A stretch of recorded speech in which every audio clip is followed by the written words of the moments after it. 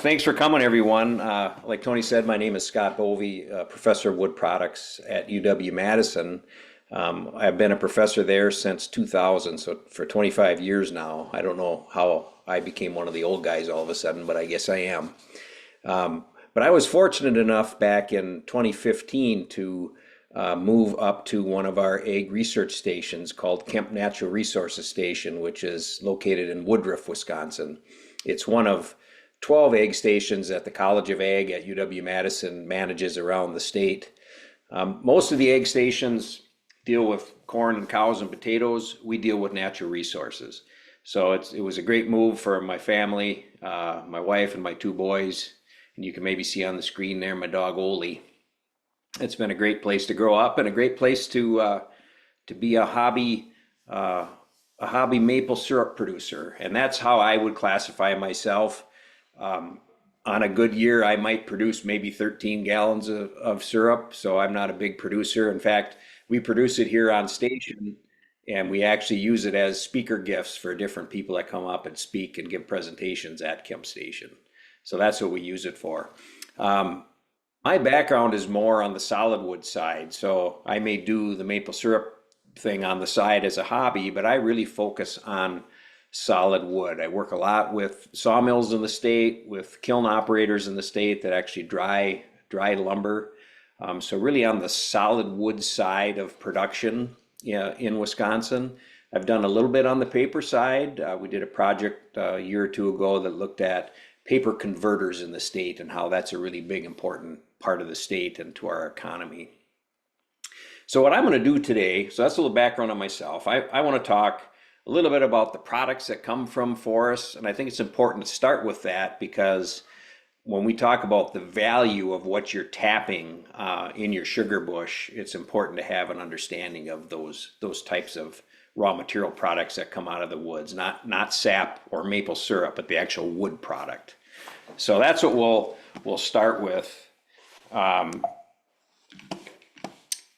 go over here. So we'll talk about wood versus sap when it comes to sort of the impact on Wisconsin economy for just a minute. We're going to talk about the raw materials that I mentioned, and then we'll do some value comparisons of wood versus sap and what's the value of that butt log that you're actually tapping in your sugar bush. And then we'll open it up for any questions that you might have. So I think the reason Tony asked me to speak tonight is he may have seen this article that I put together a few years back for Wisconsin Woodland Magazine. That's the Wisconsin Woodland Owners Association magazine, where I actually talked about tapping and the value of sap compared to the wood. And I'll use this as kind of an outline of what we're going to cover tonight. So wood versus sap. So this map shows the primary wood producers in the state of Wisconsin. And these are mills that use wood as a raw material. So they're getting their raw material from the forest. So there's sawmills, there are paper mills, there are other producers that actually get the wood fiber or the raw material from the forest. We call these primary producers. There's also another map that we have called secondary producers, and those are the people that actually add value to what the primary producers build. So for example, if I'm a cabinet company, I'm not necessarily going out into the woods and harvesting trees and cutting that into lumber. I'm actually buying my lumber from a sawmill and adding value to that. So if we look at the primary producers and the secondary producers, they have a significant impact on Wisconsin economy. And actually, it's about $42 billion every year. So if we just look at the value of the products that they produce, that's worth about $26 billion. But then if you look at all the supporting industries that help support, the sawmills and the paper mills and the other producers in the state, that number rapidly grows to about $42 billion. So when people talk about the importance of managing forests and the importance of the forest industry to Wisconsin, it has a significant impact on our economy and that 42 billion number shows that. And again, that's an annual number that happens every single year. Now, if we compare that to to the value of maple syrup. So the 42 billion would just be wood fiber. Now this would be a specialty product. So if we look at production over the last few years, these are some numbers that came from the USDA. The most recent year, 2024, last year, 458,000 gallons of syrup produced in Wisconsin. We have value of production over the last few years. 23 is the latest year. That's about 14, just over 14 point, about $14.5 million in value. So that's just the value of the syrup. So that would be like the direct impact. That's what the value of the product is worth. So I mentioned the wood industry, the direct impact is about 26 billion. So that's billion with a B. So the wood industry is about, I don't know, almost 3,000 times bigger than the maple syrup industry. But what this number doesn't show is it doesn't show the indirect either. So the indirect are all the supporting industries, all the companies that are selling product, bags, evaporators, all that stuff. So again, this number would probably be up into $30 million or more if you look at the impact. And there's probably someone that's done an implant study on that shows that type of impact. But I think it is significant to the state as well. And then induced, you might ask what that is. That's people spending their paychecks. So if you take money that you've made or sold for producing maple syrup and you go get a haircut, that's an induced effect. I guarantee I have not spent a lot of money in the last 30 years on haircuts, but it does have an impact as you spend your paycheck or the money that you make across the state. Tony, I don't know if this is something that might be worth sharing with the group. These are some documents that Tony had sent to me that the USDA puts out, and it shows you production for the past year of gallons produced, that sort of thing. So not only does it does syrup, it does sap, it has a number of things like that. So those are some pretty good numbers. So maybe we can share that with you with the email list before the night is done. So let me comment a little on the wood industry. So the wood fiber that might be coming out of your sugar bush, just to explain what that is. So these are some of the forest raw materials that are going to come out of any harvest, for example. So you may have some veneer logs. Those are your very high quality, top quality logs with no defect or very little defect. Saw logs, you'd be familiar with those. Those are typically sold to a sawmill, of course. Specialty logs, I'll show you those. Bolt wood, pulpwood, fuel rod, chips, biomass. So these are all wood fiber products that can come from a typical harvest that you might do. Let's say, it doesn't have to be a sugar bush, but it could be in your sugar bush or some other stand that not necessarily a maple stand. But these are the products you would see from the Lake States region. So the veneer logs themselves, we'll talk more about veneer later, whether you should tap those or not. They're typically sold to veneer mills that either slice them or rotary, it's hard for me to say tonight, where they actually unroll them like a roll of toilet paper, for example, against a very sharp blade. So those are ways of producing veneer. But a lot of veneer logs are actually sold into export markets as well. And what question I always ask my students is, how do you know that this is a veneer log? Well, and of course they say, well, there's a big V on the end. And of course that's exactly right, but when the tree's standing up, you can't see that V, so you don't know. But a veneer log has a very specific set of criteria that must be met in order for it to fall into that category.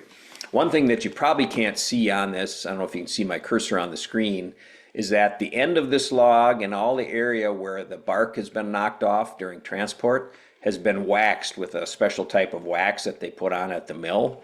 And this prevents that log from drying out and from degrading, so it helps preserve that log.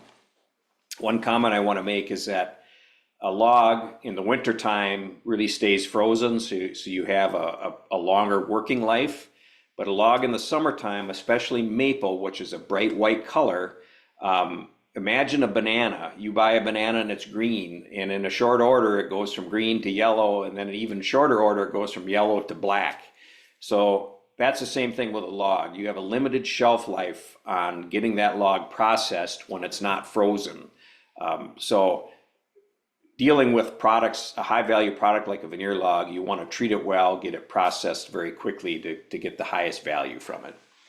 Some of you might ask, how do I grade a log, or how do I know what value my trees might have? This is a book, and we can share this contact with you. This is a little booklet put out by the Great Lakes Timber Professionals out of Rhinelander, Wisconsin, and it shows you basically how to grade a log. So you can actually look at your standing trees, determine about where that log would be cut from, and assign a grade to that. So it shows you the different rules that we use in grading a log. So that might be of interest to some of you. Here's actually a veneer log deck. This is a veneer log buyer. He's actually walking down, looking at each log, and then assigning a veneer grade and then a value to that log. So this is actually at a sawmill, and the sawmill is not going to cut these veneer logs because they can get a much higher price for them by selling them to a veneer mill. Here's a veneer log deck where they're actually sprinkling with water to preserve the logs in the warmer months. And then here's at a mill where they're putting end savers on there to prevent checking. So that'll reduce checking or slow down checking or cracking on the ends of the logs before they wax the ends of the logs. Okay, saw log. So veneer log would be your highest value. Saw log would be your next value. And veneer logs are pretty far and few between. Saw logs are probably what you mostly have on your wood lot. And this picture is just right across the street from where I work. This over here would be a saw log. And they actually chose to leave this log. This is sugar maple. They chose to leave this, and you can see the orange paint here. These two trees were marked to be harvested because this is a single stem coming out of the ground that splits into two. These will never amount to anything because of this crotch right here. You're going to have a stress point between the two growing points. You're going to get discoloration of these trees, and these trees will, like I say, not amount to anything. So the foresters chose, we're going to remove these two, give this log here a better opportunity to grow, add more volume, and actually probably grow into a veneer quality log. So you're adding a lot of value to this, and you're removing this right here. So those would be an example of saw logs. A lot of them are sent to sawmills locally. A lot of logs are exported as well. Where do you think a lot of them go? To China. Of course, that whole market is changing now, so we'll see what happens as we move into the future. Here's a log deck on a sale that was right across the street again in the Northern Highland American Legion State Forest. We got some sugar maple here. This is the kind of heart, and I'm going to talk a little bit about heart for a second. This is the kind of heart you like to see in a sugar maple. This is about, smaller than a 50-cent piece right here. Some of these are getting kind of big, like this one here isn't huge, but it's not great. Down here, this one is significant. These here are pretty significant. So let me explain a couple terms. You might have heard the term sapwood versus heartwood. Well, every tree has both sapwood and heartwood. Sapwood is like the newest 10 years of growth on the outside of a tree. And that's just a general age term I'm throwing out there, 10 years. And then heartwood is the center part, the older rings that are more towards the center of the tree. And by definition, heartwood is all dead. All the cells in the heartwood are completely dead. It's just material that's there for the structural support of the tree. In the sapwood portion, those newest 7 to 10 years of growth rings, most of the most of the cells are dead. A few might be living, but that's just the definition of heartwood versus sapwood. The new wood on the outside is sapwood. The wood on the inside that's all dead, that is heartwood. Now, some species have a different color heartwood. So common ones that people know about would be like black walnut. So black walnut has that very chocolate brown color in the heartwood. The sapwood is bright white. Same thing goes for black cherry, has that kind of deep reddish color in the heartwood. Sapwood is bright white. if we talk about maple, whether it's sugar maple or a soft maple like a red maple, in a perfect world, the wood of a sugar maple is bright white from the pith all the way out to the bark. However, it has a special type of discoloration that happens in the center of the tree that's called facultative heartwood. And facultative heartwood means that something facilitates that discoloration. It's actually the tree that's doing the discoloring. So if there's a wound on a tree and there's the potential that bacteria and fungi can get in that wound, the tree puts up certain defenses that tries to compartmentalize and block that pathogen from getting into the tree. And that's where the discoloration comes from. It's a defense mechanism that the tree puts up. So if you could grow a sugar maple in a bubble protected from all pathogens, whether it be fungi or bacteria, it would be bright white from the pith all the way to the bark. The reason we have this heart that expands is because of some defect or some wound that happened to the tree, and you actually get the expansion of that heart color. So even though this is not discolored here, this is still heartwood, and then this is sapwood on the outside. Here you have heartwood all in here. This is probably some heartwood here where it's even lighter colored, and then the sapwood is just the far outside. Okay, so I've kind of explained what heart discoloration is. It's different than heartwood, but it's a facultative discoloration because it's facilitated by some outside agent. Probably more than you ever wanted to know about discoloration in maple. All right, so what am I showing you here? Well, here's one of my students from a class last year. She was actually tapping a maple tree. So again, we have a pretty small operation here. We just have bags and drill stuff by hand, and the students get a kick out of helping do that. But here is a slab or a board that was cut at a sawmill. And what you're seeing here is, of course, these are tap holes, and you're seeing that discoloration streaking both up from that tap hole and down from that tap hole. So you're seeing the formation of facultative heartwood. So you're seeing the tree put up a defense to the potential invasion of bacteria or fungi, causing that discoloration to happen. And what can happen over time, I'm actually going to go backwards to that last slide, is over time, if you have taps that are in the tree, eventually that heart discoloration is going to merge with those taps and basically fill in that host center part of the tree. So you have that host center part, you get that heart discoloration on it. And that can be expedited by tapping because you're introducing those wounds to the tree. So there's that board again. Okay. So we're still on the products. Let me finish up with a couple things and then we'll get into the valuation stuff. Specialty logs, these are normally softwoods. You're probably not tapping a lot of red pine in your sugar bush, so this doesn't necessarily apply, but usually utility poles or cabin logs, those are called specialty logs. And then boltwood. Oh, very good, thanks Gary. Boltwood would be an example of a product that's actually too small to qualify as a veneer log or a saw log, but it's really too nice to be pulpwood. So you don't want to send it to like a paper mill and make paper out of it. You'll send it to a bolt mill, which is typically a sawmill set up for smaller diameter material. It's usually less than 10 inches diameter on the small end. And again, you can see the same thing here. Again, this is some sugar maple in here. You can have some pretty large hearts. Then you have some that are just tiny. So this is ideal right here for a sawmill. They'd love to see material like this with this tiny heart color. And then I mentioned pulpwood. Of course, pulpwood goes to paper mills. That's what a lot of people think of immediately. But it also goes to engineered wood product mills. So products like oriented strand board, pellet mills, Excelsior mills. One of the other products that we have is a product that's produced in Hayward, Wisconsin and in Tomahawk, Wisconsin. It's called Smart Side. It's produced by Louisiana Pacific. This is another cool product made here in Wisconsin where you actually take pulpwood, you flake it into flakes and you press it into this product. This is mainly aspen and basswood.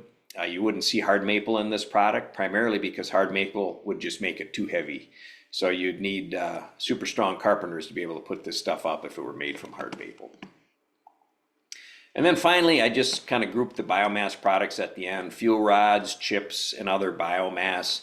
Here's an example of a chipping operation where they're taking mainly aspen and they're actually chipping it into a van. This is right out in the forest, and these vans are hauled to paper mills like Packaging Corporation of America in Tomahawk, Wisconsin, where they produce medium, which medium is the little squiggle that's in cardboard, in corrugated cardboard. So they just produce that inside line, or the inside medium part. And then of course this is biomass being picked up and taken to a biomass facility that'll burn that to produce steam. So these are all types of wood products that could potentially come from your sugar bush: the veneer, the saw log, the bolt, and the pulpwood would be probably the primary four things that you would be interested in or could be impacted by tapping. Let's put it that way. Okay, so some common tapping questions. I don't know how much time I should spend on this, Tony, but I'll go through them quickly. This is from that article that I wrote a few years ago. Will tapping harm the tree? Which tree should I tap? Can tapping be profitable? And then I'll focus on these last two. Will it impact the value of the logs? What's the value of the log we are tapping? So I'll touch the top three quickly, and then we'll focus on the last two.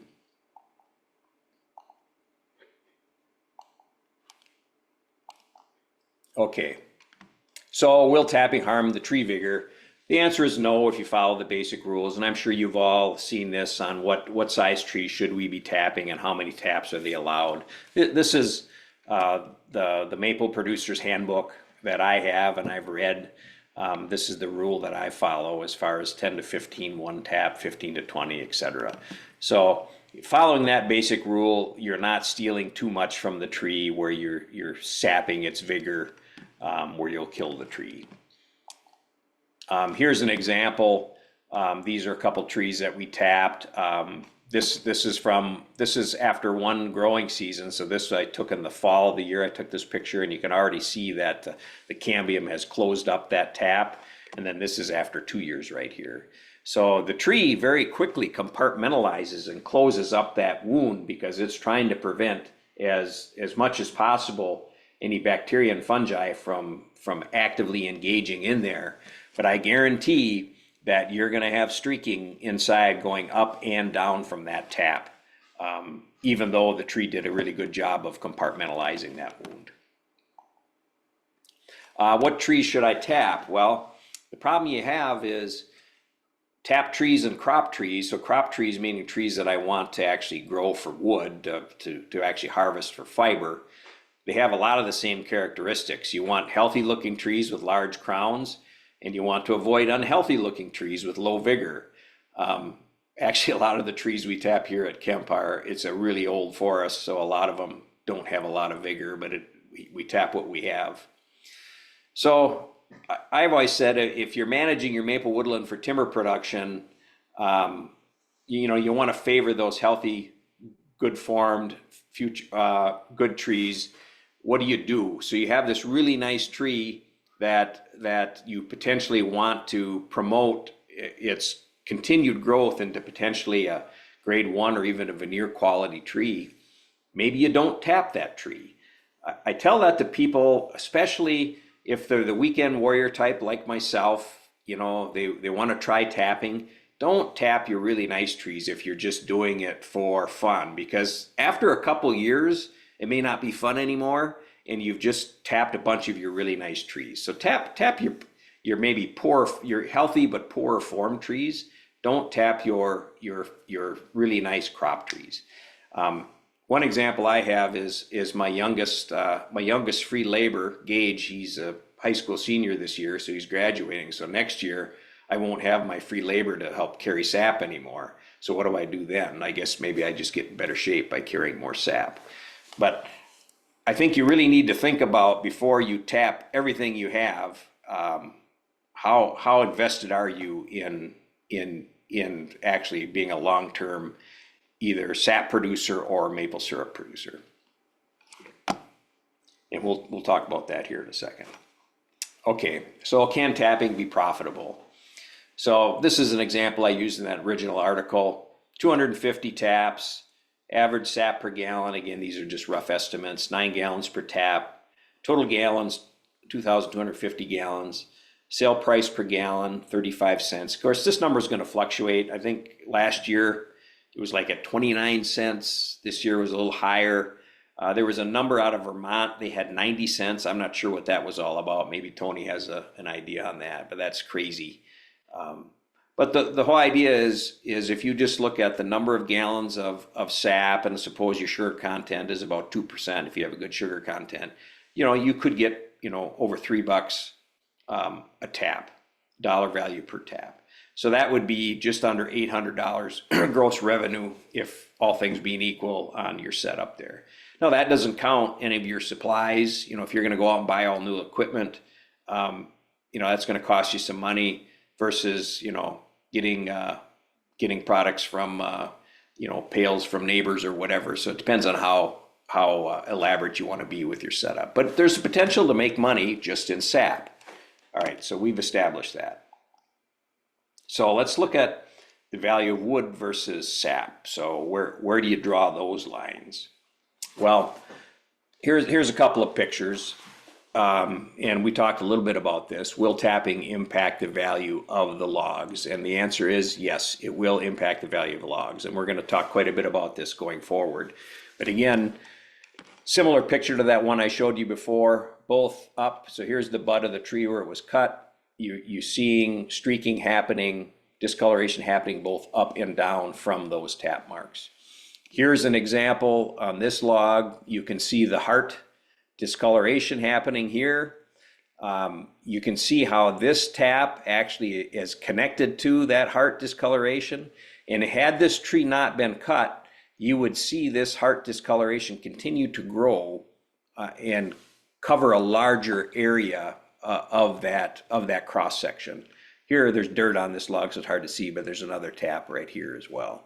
So the tapping is impacting the color.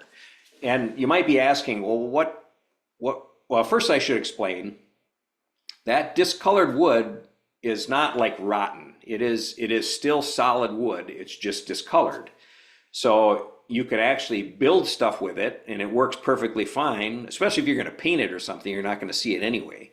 But the maple industry, both sugar maple and red maple, so hard maple and soft maple, a lot of the product that are produced from that type of lumber is a product that people want to be fairly bright white in color.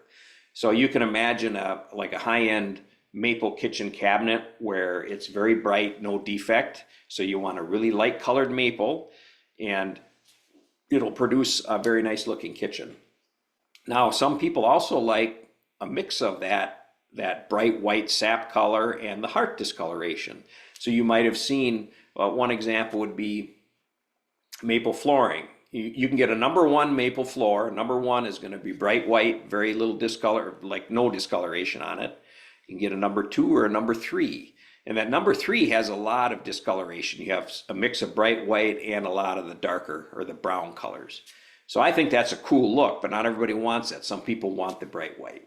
So that long-winded explanation, what I'm telling you is that bright white lumber demands a higher price than lumber that has some brown in it or has a mix of white and brown. They call it we have a number of publications that come out each week. Here's one. This is called the HMR, the Harvard Market Report. It gives lumber pricing each week and shows what trends are happening. And in hard maple, you can buy like #1, #2 white, so it's a very bright colored material, or you can buy it unselected. And unselected means that brown colored lumber is going to be mixed in there, and that is worth quite a bit less than the select material. So that's why we care about this discoloration, the expansion of the heart in maple, because it will impact the value of the lumber that comes from that log. Okay, so here's what's the value of the log we're tapping. So here's some current pricing. Prime veneer is like your super best veneer. That's $14.50 per 1,000 board feet. So MBF, M is Roman numeral M means 1,000. So 1,000 board feet. And what's a board feet, you say? Well, right here. This is a board foot. It is 12 inches wide, 1 foot long, and 1 inch thick, or its equivalent dimension. So that's a board foot. So that's how we measure logs, measure lumber. Sometimes it's measured in cubic feet, sometimes cubic meters, but still in Wisconsin, we typically use the board foot. So that's a board foot. Number 1 log, that's a really nice log, $8.25. Number 2 log, $5.25. And number 3 log, so that's a kind of a poorly formed log, $300 per 1,000 board feet. So a lot of times the landowner sees these numbers and thinks, hey, that's a pretty good price for my material. But what the landowner has to remember is you need to pay someone to cut and skid that material to a landing, and then you need to pay a trucker to actually haul that material, those logs from the landing to the mill. So roughly $150 per 1,000 board feet to cut and skid, and roughly $50 a cord, or let's say, I didn't need to have cord on there, that's dealing with pulpwood, but $55 per 1,000 board feet for trucking costs. So there are some expenses involved with getting that log from the land to the actual mill. So let's look at the next slide. If we have, let's just say we have an 8-foot long log that's 15 inches in diameter on the small end. So when that log is delivered to the mill, they'll have a scaler, an individual that actually measures the diameter of the log, and then actually looks at the sides of the log and applies a grade to it. And sometimes you might see a stick like this where they'll hook this on the inside of the bark, and then they'll measure down on right across the small end of the log, and then they'll, based on the scale, it will tell them, based on the length of the log and the diameter where it falls on the scale, it'll tell them how many board feet are in that log. I'm lying to you a little bit. This is actually for scale and lumber, but I didn't have a log scaling stick that's over in the other building, so I just thought I'd use this instead. But it's the same idea. It's a stick with a scale on it, and it says how much wood is in that log. So a log that's 15 inches in diameter on the small end would scale at about 70 board feet. So there's about 70 board feet can be cut from that log. So that's how you're paid for that log. You're based on the scale of the log and the grade of the log. So 70 board feet, let's say it's a number 1 log, it's a pretty nice log, valued at $825 per 1,000 board feet. That log's worth about $57.75. Now we're gonna have to pay some harvest costs, $10.50, and some trucking costs, $3.85. That drops the value, so this would be the value to the landowner, $43.40, roughly. This is just an example, so don't, and they're not gonna go in and cut 1 log and haul 1 log. This is for a larger operation across your entire sugar bush, for example. So that 1 log that you're tapping is worth, let's just say, $40. All right, so that gives you an idea of what the bottom part of that tree is worth. So then, I wanted to put this graph in there. This shows kind of what those different grades might be worth. So that was a grade number 1 log. There's that $43 amount right here. Some of the nicer veneers, you're gonna add about $10. Prime veneer is super nice. You're not gonna find many of those. So don't think that your forest has all of these and none of these down here. Your forest probably has mostly these down here. That's just the nature of how trees grow. But you can see there's quite a range in value. Just even if we don't talk about veneer, let's just look at saw logs, from $43 down to just under $7. That's the value of what you're tapping into. Excuse me. Okay, so back to that value of the landowner. So there's the $43.40 value to the landowner. If I have 2 taps in that tree, because that tree was 15 inches on the small end, so diameter at breadth height is going to be larger than 15 inches. So you could easily have 2 taps in that tree. at that 35 cents per gallon of sap, that tree would produce about $6.30 in sap value. So in other words, in about 7 years, that tree is going to produce enough value of sap, just holding it constant over time, to equal the value of that butt log. So it's fairly easy to earn money with sap that's actually worth more than the actual wood itself over time, right? But what am I missing in my example? Well, a sugar maple usually has more than one log. So you may have that butt log on the bottom, but then you could potentially have 1 or 2 more logs on top. And even if you don't have logs on top, you might have a bolt and then some pulpwood. So there's other value above that butt log. But the reason we're mostly concerned with the butt log is because when you tap a tree, that's where that defect is going to happen. So that's where that heart is going to expand and you're going to get streaking up and down from those tap holes. So that is the log that is going to be impacted by your tapping. And also that is the log that has the most value of your sugar bush.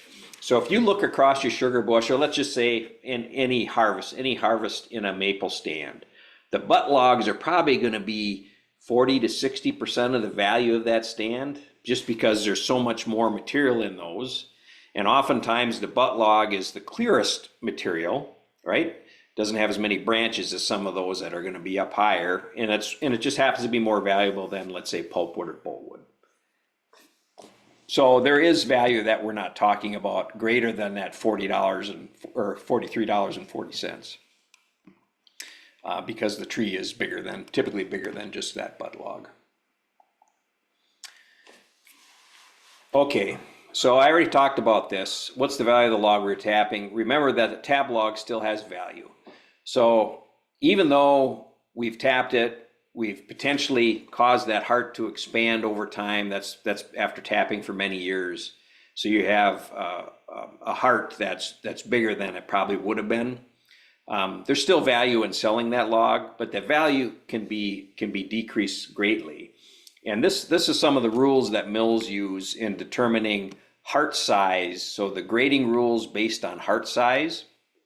So if the area of the end of that butt log is 50% heart or less, it could be a number 1 or even a veneer log. But if that heart grew greater than 50%, let's say 50 to 70%, it can only make a number 2 log. So that's grade 2. And if that heart grew to 70% or greater, it can only make a number 3. So you can have a log that would potentially have been a number 1 log or even a veneer log, but it's only going to be a grade 3 log because of that heart discoloration, how big that's gotten. So all things being equal, a butt log that was tapped for many years will be worth less than a butt log that was not tapped. Okay, I got like one more table I want to show you. So let's go back to that same 15-inch diameter on the small end, sugar maple, 8 foot long. Let's suppose that heart expanded to greater than 70%. So that number 1 log went from $43.40 down to just $6.65. So you lost a significant wood value of that log. So that's an 85% drop in value for a number 1 log because of the expanded heart size. So that could potentially happen.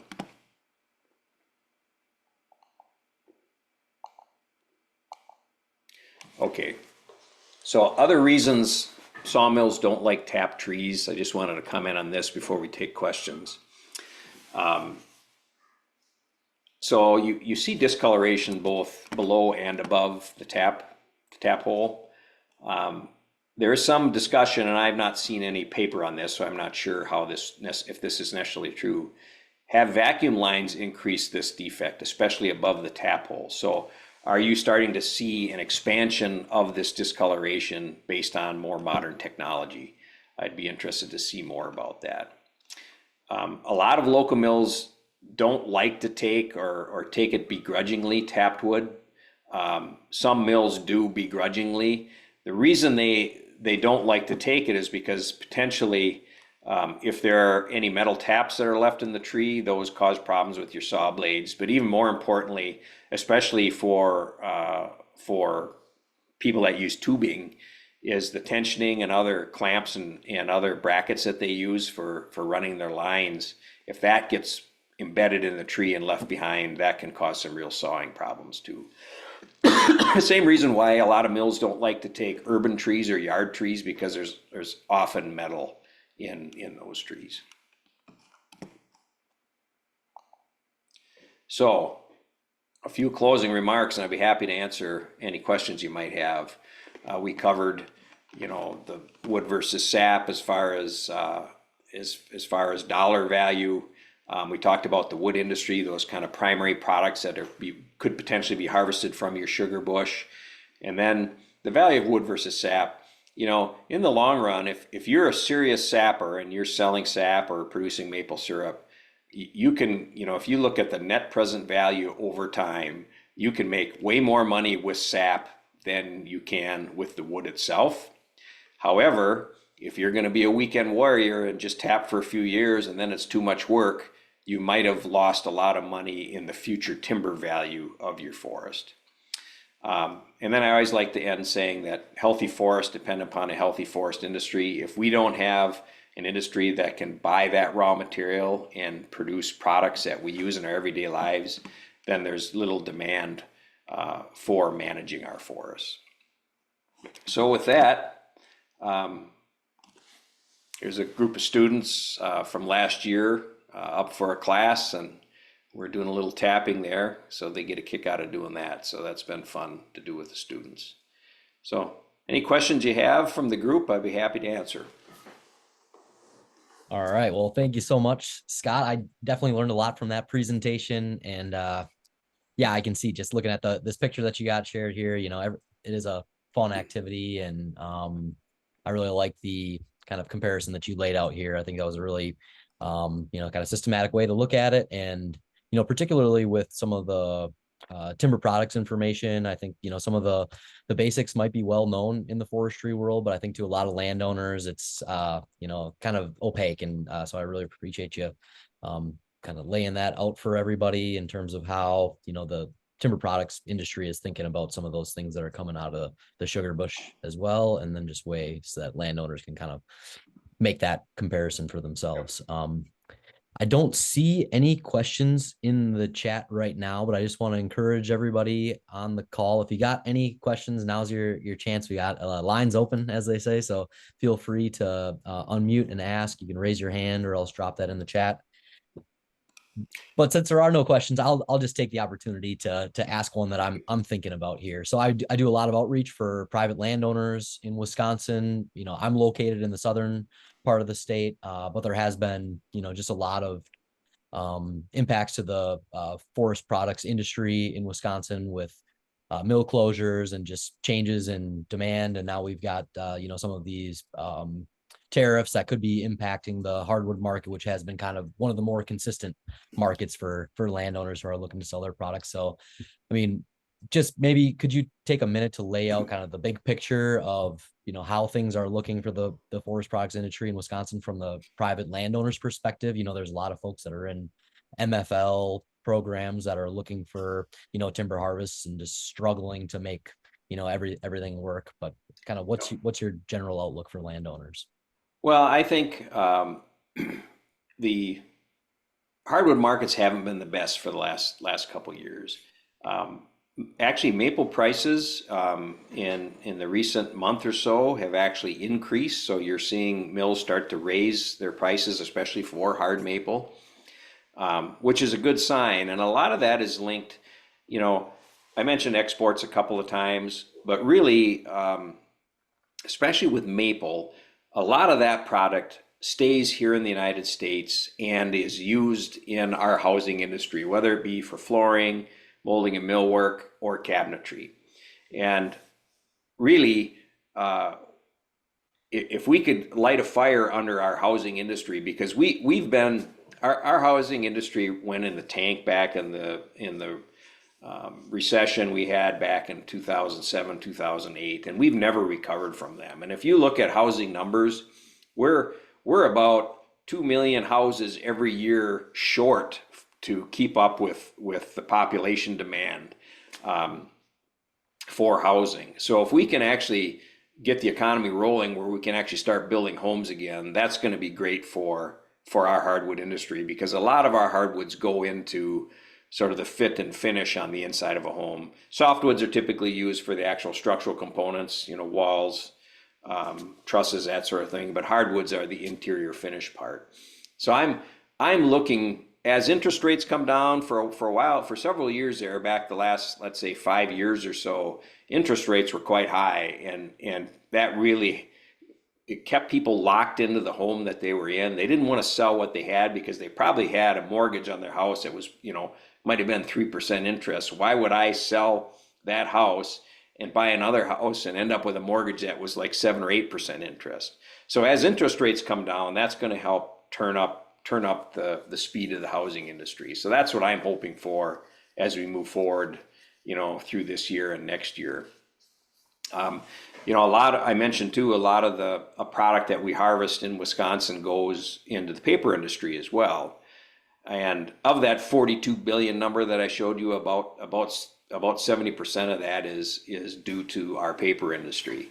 And, people think paper and they think, paper is a dying industry. Well, yeah, maybe newspaper and actually finally copy paper is starting to go down, but there's other aspects of the paper industry that are doing well. So for example, I mentioned the medium that's produced at PCA in Tomahawk, Wisconsin. That's packaging. That's huge, and a lot of that has to do with how we buy everything online now. So online purchasing used to be that product was put in a box, put on a pallet, shipped to a store. Now it's put in a box, put on a pallet, shipped to a fulfillment center, where they take it out of that big box, put it in a smaller box, and ship it to you. So it actually almost doubles the amount of packaging necessary to move product to the end consumer. So that industry itself is doing well, and Wisconsin is pretty well positioned in that. A lot of the specialty packaging, especially food packaging. So many of our paper mills in the state are very old, and they're not as big as some of the massive paper mills that you might see like down in Brazil or somewhere. But we focused on specialty items where we can still remain competitive. So specialty release papers, special packaging for Reese's peanut butter cups, all those kind of things. So specialty packaging that's used in like our food industry, which continues to grow. So I think we're pretty well positioned there. So it's hard to read a crystal ball and say what's going to happen, but if interest rates come down and the economy starts to roll along again, I think that's going to be good for woodland owners all around. Interesting. We've got another question here.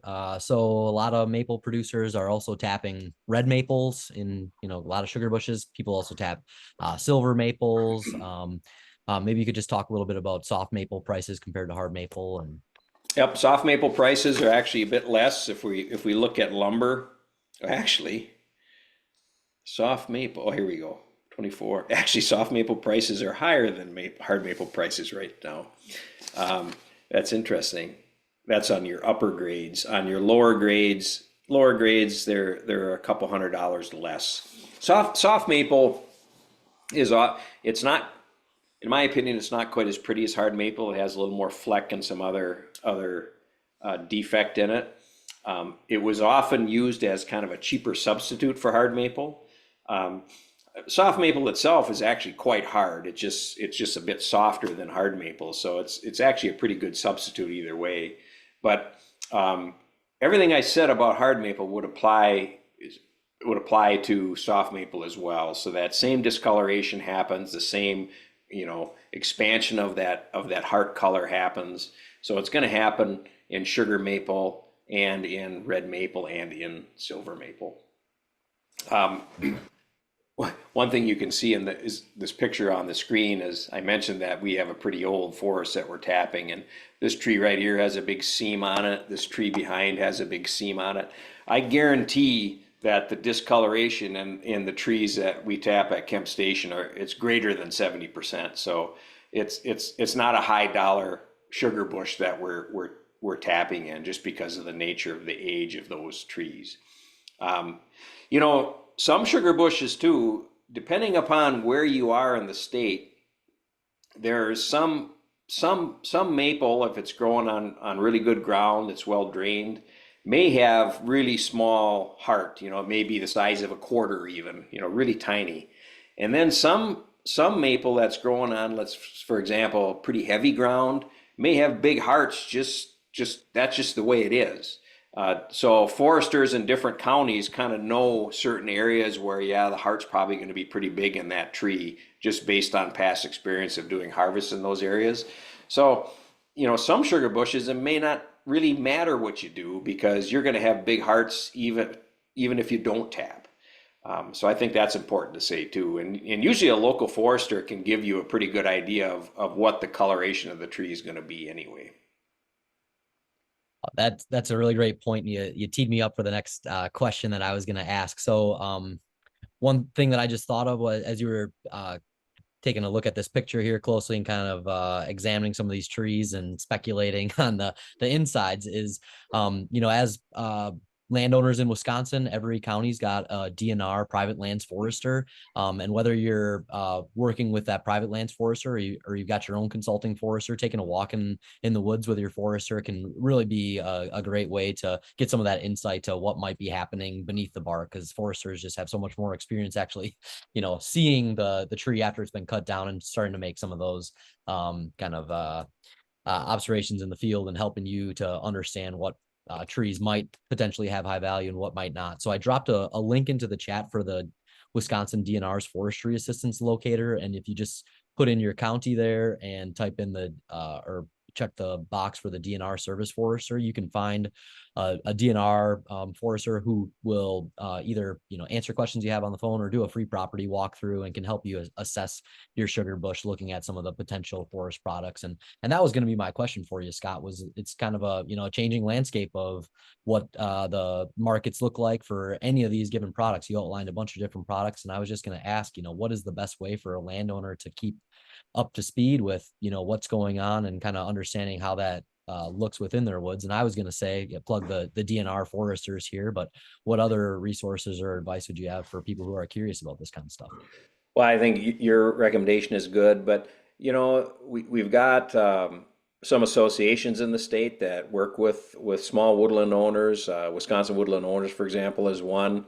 You know, I don't know what it is to join a year. It's like $35 or maybe even less than that. And I mean, that's a way to really plug into people that are managing their woodlots for many different reasons.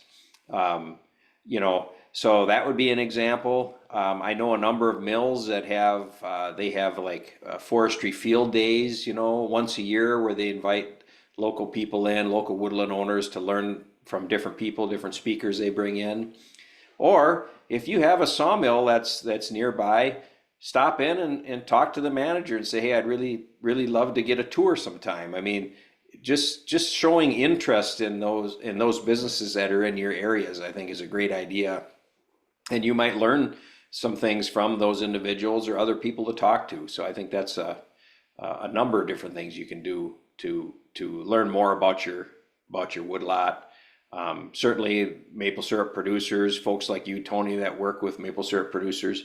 Like I mentioned, I'm a novice when it comes to maple syrup production. It just happened to be connected to the wood that I work with a fair amount. Yeah, I dropped the link into the chat for the Wisconsin Woodland Owners Association, or WOA. I think that is a really good recommendation too, because those are, you know, landowners like some of you on the call that are just really active in their woods and connected locally with some of those professionals and things that are going on. So I should make one last comment. You know, if you're going to get into it and tap to produce sap and sell it, there's probably not a tree on your lot value wise that you're going to get over many years. You're going to get a lot of value in sap more than the value of the wood of that tree's ever going to produce. But I still find it sort of a sin against nature to tap a really nice veneer tree because that just should not be done. But it's up to the landowner, right?